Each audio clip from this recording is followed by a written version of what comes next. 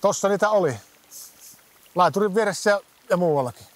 Mä rapustin tällä rannalla aina. Meidän suku on asunut täällä 250 vuotta.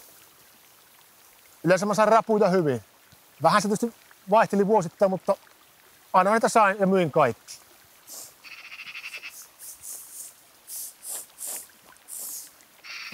Mä en oo mikään ravunsyöjä, ei paljon kanne. Mä rapustin joka syksy, kertaakaan ei jättänyt väliin. Kerran ostin rapurahoilla autonkin. Ja se oli hyvä peli, ei mikään Japsi tai Renaultti.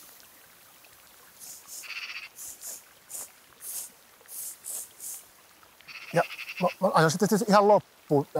Mutta siinä oli hyvät renkaat, Nokia. Mä sain myytyä ne Kakeelle. Kake osti siis Nokia. Ja semmoista peliä se on, kun on kauppamies. Niin. Ai niin, voinko mä sanoa tässä Kake, kun tähän piti olla niinku onanyymi. Mokasiks mä nyt vai?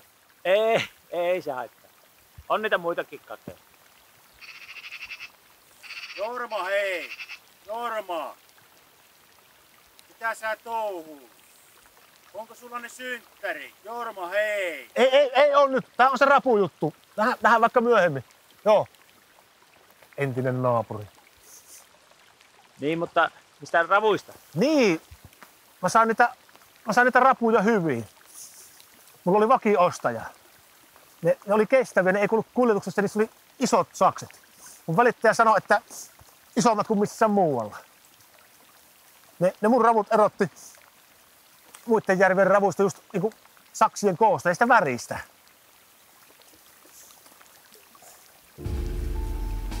Se viime syksynä mun kaverit sanoi, että pistetään tohon vähän lisää rapuja, että siihen mahtuu. Kun sä itekin oot saanut sitä 2,000 rapua joka kesä. Sitten kippas sen laasti, enkä mä ehtinyt väliin. Saatana, ne vaan sano, että tää on sulle hyväksi, perkele.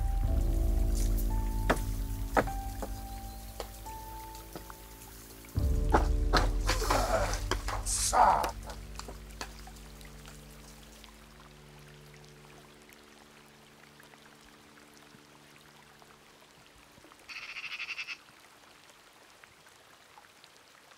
En oo sitten tänä kesänä saanut tai nähnyt yhtään rapua, eikä oo kyllä muutkaan. Piti hommata uusi auto, mutta eihän nyt oo rapurahoja. Se entinen meni paska aholle ja renkaat Kakeen. Kun ei oo rapuja, en saa uutta autoa. Meni ravut ja auto, perkele.